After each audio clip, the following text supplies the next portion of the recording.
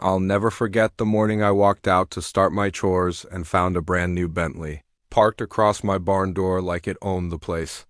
The chrome sparkled so bright it almost blinded me. The paint smelled like it had just rolled off the showroom floor. And there it sat blocking the only way I could get my tractor out, and of course it didn't belong to a stranger. It belonged to none other than Carolyn Whitman, the self-appointed queen of our HOA. She wasn't just leaning on the car. She was perched on it like it was her throne, sunglasses hiding her eyes, a smirk daring me to say something. See, Carolyn has a gift. She can turn ordinary mornings into all-out wars. She doesn't just make rules, she invents them, wields them, and bends them until everyone else bows down. But this time was different. She didn't just park a luxury car. She parked a challenge. A message. A declaration of war. That's the thing about living under an HOA run by a Karen every day is a test. And that morning she decided to test me by blocking the one door that kept my entire farm alive. What didn't she know? She had just picked the wrong farmer. My name is Ethan Walker, and this farm isn't just land with a barn and cattle on it. It's my history, my family's bloodline, the thing that's kept us standing tall through storms, droughts, and hard years. The barn at the center of it all was raised by my father, board by board, nail by nail, when I was a boy.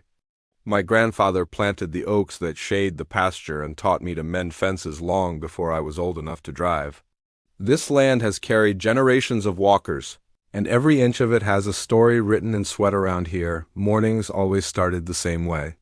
Sunrise peeking over the treetops, the sound of cattle shifting in the fields, and the familiar rumble of my John Deere warming up in the shed.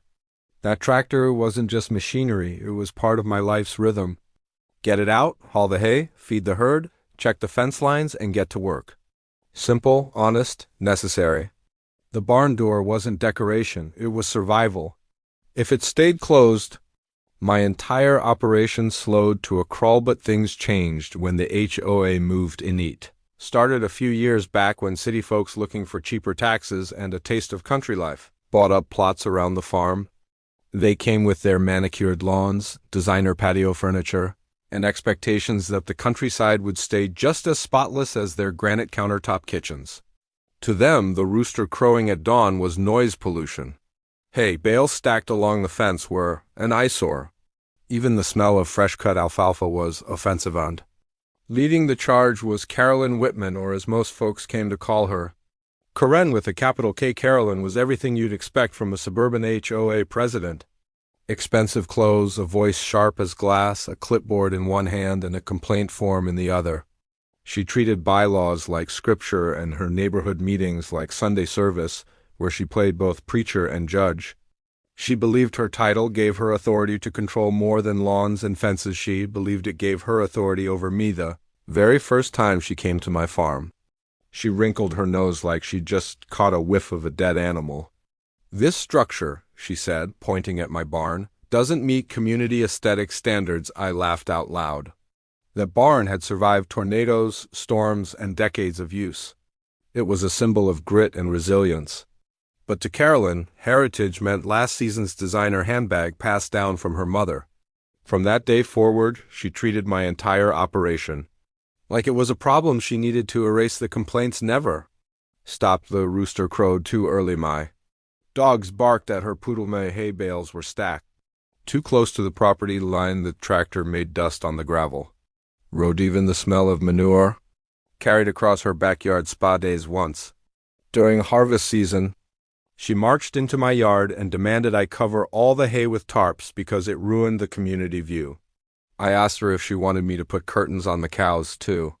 She didn't laugh. She never laughed unless it was at someone else's expense, but what made it worse was the HOA board itself. Most of them were her friends, transplants who thought living next to a working farm was charming until they realized charm came with dirt and noise. So every time Carolyn raised a complaint, they nodded along, shuffled papers, and passed another resolution. Still, I tried to keep the peace. I cut back on blasting Johnny Cash Saturday mornings. I patched fences twice as fast. I kept my dogs strictly inside my land. But no matter how much I bent, Carolyn wanted more. I began to realize this wasn't about noise or hay or roosters. It was about control. She wanted my farm gone flattened and sold off to developers so she could replace it with yet another shiny subdivision. Whispering Pines, Golden Meadows, Oak Creek Estates, pick a name. She wanted my heritage replaced by her profit. So when I stepped outside that morning and found her brand new Bentley sprawled across my barn door, I knew it wasn't an accident. The car still had dealer tags, the chrome sparkled, and the leather smelled fresh. And there she was, perched on the hood in a wide-brimmed hat, oversized sunglasses hiding her smug grin. "Well, good morning, Farmer Ethan," she called, voice dripping with false sweetness. "Hope you don't mind. My driveway's under construction." I needed a place to park my new baby. My jaw tightened. I glanced at the Bentley, then at her. "This isn't a parking spot. This is my barn. I need to get my tractor out." She tilted her head, pretending innocence. "Oh, I'm sure you can wait a few hours." "Your tractor, was it? Can't it take a little break?" She giggled like farm work was a hobby, like I was tinkering in a garage, not feeding livestock that depended on me. "My tractor doesn't take breaks, Carolyn. My cattle need feeding. My hay needs moving. That's how this place runs." She waved a manicured hand. "Honestly, Ethan, your whole operation is outdated. Do you really expect the neighborhood to tolerate all this dirt and noise forever? Maybe this is a sign you should modernize." That wasn't a suggestion. It was a dagger hidden in a smile. I told her to move the car. She smirked, slid off the hood, and said, "And if I don't?" I stepped closer, boots crunching gravel. "Then you'll regret." Either grin widened, but I caught a flicker of doubt behind those oversized sunglasses. "Are you threatening me?" she asked. "No," I said. "I'm promising you." She pulled out her phone like it was a sword. "You know, I could report you for intimidation. HOA conduct violation. After last month's rooster incident, you're already on thin ice." I nearly laughed. The rooster incident was nothing but her whining that my rooster crowed at dawn, as if a bird was supposed to set an alarm clock for her meditation routine, but I held my tongue. Losing my temper would play right into her hands. I called the sheriff. They shrugged. It was civil. I went to the board. They shuffled papers and sided with her. By the end of the day, my barn was still blocked, my cattle restless, and Carolyn still smirking from her car like she'd won. That's when it hit me. She wasn't just blocking a door. She was testing me. This wasn't parking, it's sabotage. She wanted to choke my farm at the throat until I gave in, and I wasn't about to bow down, because out here, survival isn't written in HOA bylaws, it's written in steel, sweat, and horsepower. For the next 2 days, that Bentley sat there like a monument to arrogance. Every morning when I came out with my coffee, the sun would hit its polished hood, reflecting like a mirror, reminding me that my barn door was still locked in a prison of chrome and leather. My cattle grew restless, pacing along the fence line. Without my tractor to haul hay, I had to carry feed by hand, sweating under the noon sun like I was back in the days before machinery. It wasn't sustainable, not for me, not for the herd. Carolyn knew it. That was her plan. Each time I passed the car, I saw the smug little notes she taped to my barn. "Maybe consider downsizing. Your farm is disrupting community harmony. This property could be worth so much more if repurposed." Wanted me to break, to snap, to throw in the towel so she could point at me in the next HOA meeting and say, "See, he can't manage the property responsibly." But I didn't snap. Not yet. He tried reasoning again. I knocked on her door, explained the urgency, and told her livestock weren't lawn ornaments that could wait until she finished her yoga class. She tilted her head, sipping her green juice, and said, "Ethan, this is bigger than you. You're holding back progress." Progress. That was her word for it. Paving over fields, tearing down barns, replacing oaks with cul-de-sacs. To her, my farm wasn't history. It was an obstacle. The neighbors started whispering too. Some avoided me, embarrassed by her antics. Others filmed from their porches, waiting for drama. Every small town has its gossip chain, and I could feel eyes on me every time I walked outside, and Carolyn loved it. She thrived on being the center of attention. She'd strut out in her oversized sunglasses, lean against her Bentley, and smile for the cameras like she was starring in some reality TV show called HOA Queens of the Countryside. The more I tried to ignore her, the bolder she got. One afternoon, I caught her tapping her acrylic nails on the hood of the Bentley while she called someone on speakerphone. Yes, The farmer's still resisting, she said with a laugh. But don't worry. Once he realizes he can't keep up, he'll sell. We'll finally clear this eyesore. That's when it stopped being about inconvenience. This was war. She wasn't just blocking a door. She was trying to erase my entire way of life. The third morning, I woke up before sunrise. I stood on the porch looking at the barn, the Bentley gleaming under the moonlight, and I felt something shift inside me. Enough was enough. I had tried patience, I had tried reason, I had even tried the law, but Carolyn didn't understand any of those languages. She only understood power. She only understood intimidation, and as I watched the first rays of dawn stretch across the fields, I realized I held the one thing she couldn't compete with: raw horsepower steel against chrome, farm grit against city arrogance. Tractor against Bentley, I knew, before the sun was high. The whole neighborhood was about to learn that lesson 2. The third morning, I was done playing games.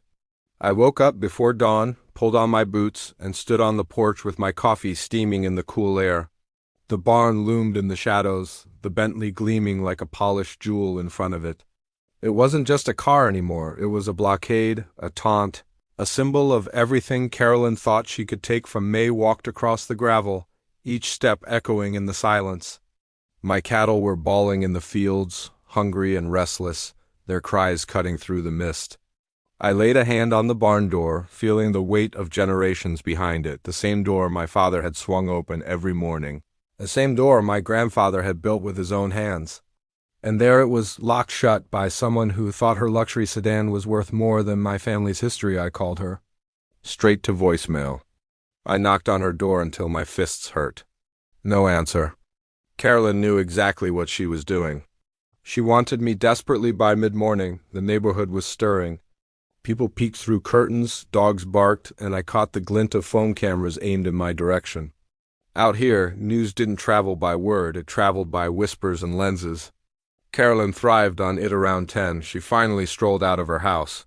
Not hurried, not apologetic, just calm and smug, sipping from her stainless steel tumbler like she was stepping onto a stage. She wore a wide-brimmed hat, oversized sunglasses, and a silk scarf that fluttered in the breeze. "Oh, Ethan," she called, feigning surprise. "You're still fussing about this?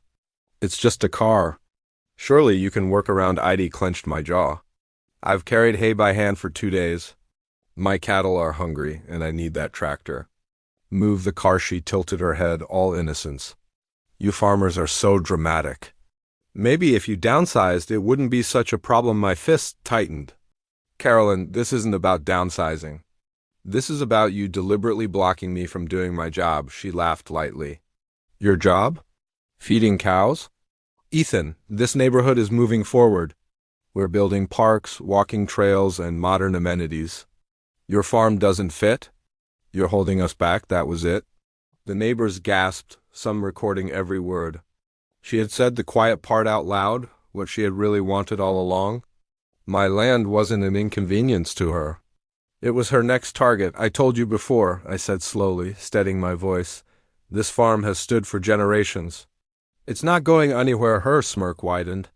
"Oh, we'll see about that." She turned on her heel, slipped into the Bentley, and revved the engine, not to move it, but to taunt me.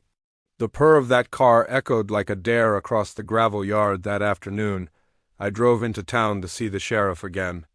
I explained everything, laid out the facts, and even showed the photos. He shook his head.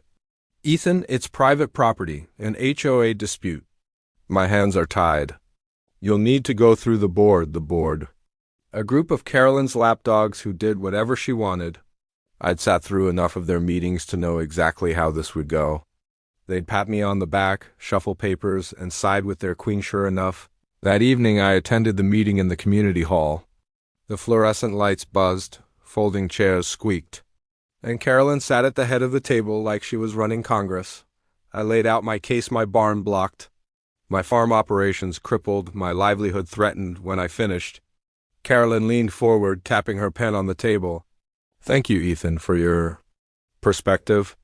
But technically, the community bylaws allow temporary vehicle parking in common access areas. Until Ethan provides evidence this has caused material harm, the board sees no violation." Material harm? My cattle were restless, my work was falling behind. and I was breaking my back hauling feed like it was 1950, but to them, none of that mattered. The board murmured in agreement, scribbled notes, and moved to the next agenda item, Carolyn's proposal for a new neighborhood pool. I walked out, fists clenched so tight my knuckles went white. Back at the farm, dusk settled in. The barn stood in shadow, the Bentley still glimmering like it belonged there. My tractor was silent, trapped inside like a caged beast. My cattle lowed hungrily, pacing. And the neighbors gathered again, this time in small clusters, whispering, waiting. Some looked sympathetic, others amused, but all of them expected fireworks. Carolyn wanted me broken.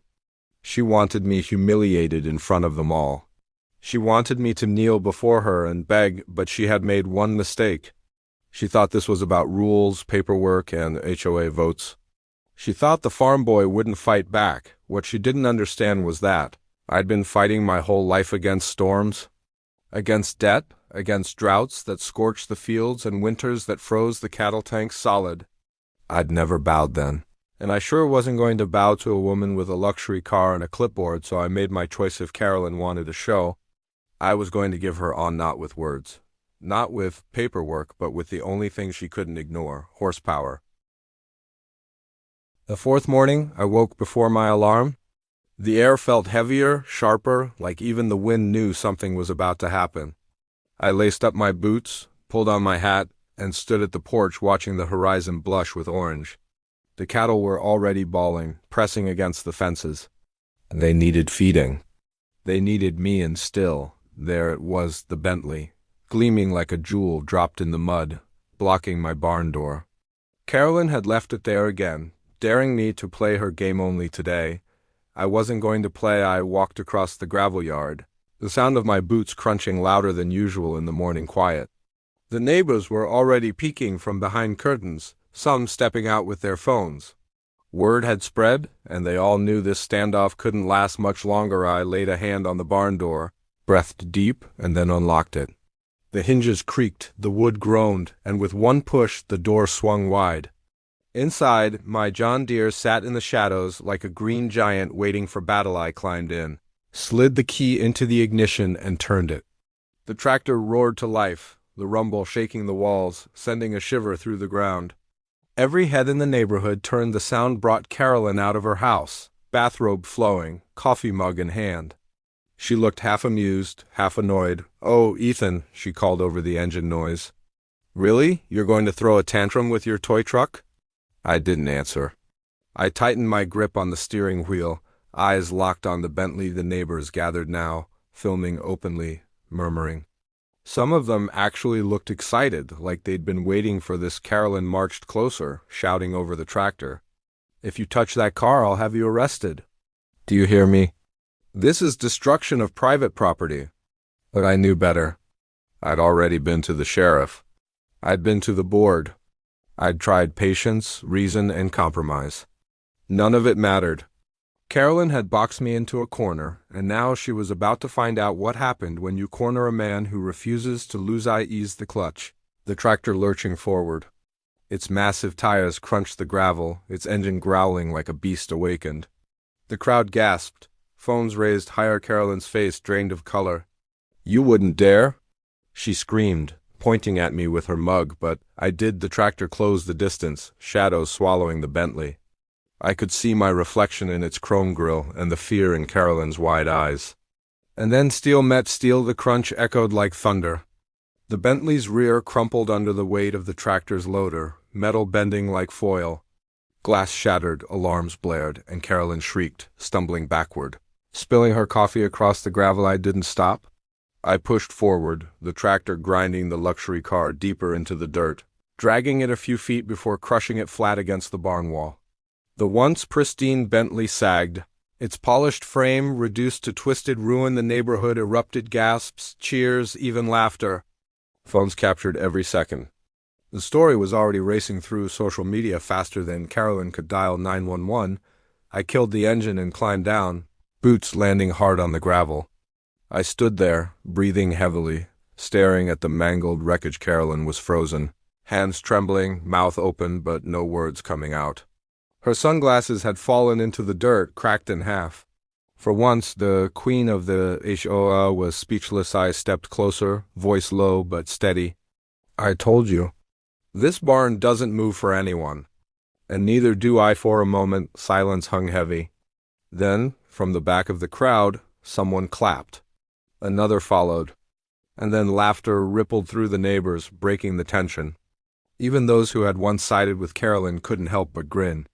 They'd seen arrogance humbled, control shattered, and a queen dethroned in her own kingdom. Carolyn finally found her voice, shrill and broken. You'll pay for this. I'll sue you, Ethan. Eiley cut her off. You've taken me to the board.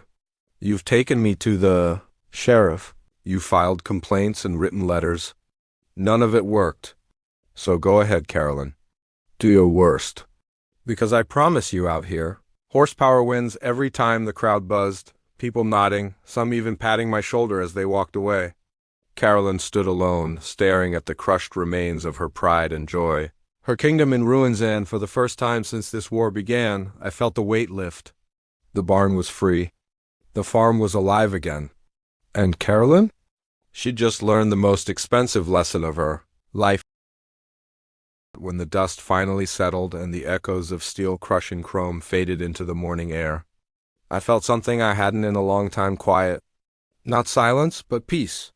The kind of peace that comes when a line has been drawn and no one dares to cross it again. The Bentley sat, mangled against the barn, its once shiny hood folded like a crushed soda can. Carolyn stood frozen, her hands shaking, her robe fluttering in the breeze. For years, she had strutted through this neighborhood with the confidence of a queen. But now, stripped of her arrogance, she looked small. Human vulnerable. I didn't gloat. I didn't smile. Revenge wasn't about laughter, it was about justice. And justice had been delivered in the only language she understood. The neighbors lingered, whispering, some chuckling under their breath. A few clapped me on the back as they walked away, muttering things like, "About time someone put her in her place." Even the ones who'd once bowed to Carolyn's clipboard seemed to realize the truth now. Authority is earned, not demanded. Carolyn finally spoke, her voice trembling. You'll regret this, Ethan. I'll take you to court. Eiley raised a hand, calm but firm. Go ahead. Do what you have to do. But know this while you're drafting papers and calling lawyers. I'll be here, feeding my cattle, mending fences, and living the life this land was meant for. You can waste your time fighting me, but you'll never own me. Not with bylaws, not with cars, and certainly not with arrogance. For the first time, she didn't have a comeback. She simply turned, stomped toward her house, and slammed the door. That night, I sat on the porch with a cup of coffee, watching the sun dip low over the fields. The cattle was fed, the barn door was wide open, and the tractor was parked proudly where it belonged. I thought of my father and grandfather, their calloused hands, their lessons about grit, patience, and pride. I wondered what they'd think if they'd seen what happened today. Maybe they'd laugh. Maybe they'd shake their heads. But I knew one thing: they'd understand. Because out here, survival doesn't wait for permission. The days that followed were different. Carolyn's laughter no longer echoed through the streets. The HOA meetings grew quieter, her voice less commanding. Neighbors who once hid behind her shadow started speaking up, questioning the endless rules and unnecessary fines. It was as if the wreckage of the Bentley had freed more than just my barn. It had freed the entire neighborhood from her grip. Was I proud of crushing her car? Proud, no. Relieved, yes. Because sometimes the only way to deal with a bully is to stand so firmly that they have no choice but to back down. Words hadn't worked. Patience hadn't worked. The system hadn't worked. But my tractor hot. A week later, one of the quieter board members stopped by my place. He was a soft-spoken man named Douglas, always sitting quietly at meetings. He shook my hand and said, "Ethan, I don't agree with how it ended, but I understand why it had to. And I'll make sure the board never lets things get that far again." That meant more to me than he probably realized. Life returned to normal after that. Morning chores, evening sunsets, and the rhythm of the land beating steady once again. But the barn door, every time I slid it open, I felt a surge of pride. Not because I'd won against Carolyn, but because I'd stood for something bigger than myself. You see, this story was never just about a Bentley or a tractor. It was about a way of life.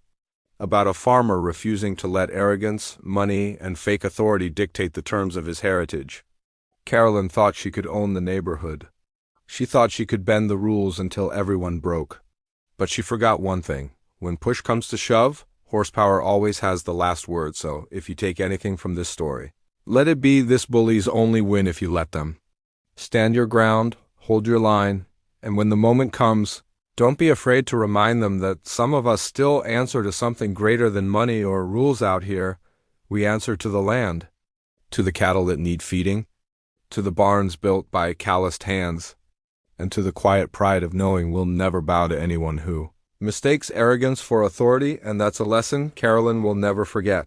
Every time she sees the twisted shell of her Bentley, parked like a tombstone in her driveway, because in the end she didn't just lose a car, she lost control. So what do you think? Did Ethan go too far when he crushed that Bentley, or was it the only way to finally put Carolyn in her place? I'd love to hear your thoughts down in the comments if you enjoyed this story of HOA drama and small-town revenge.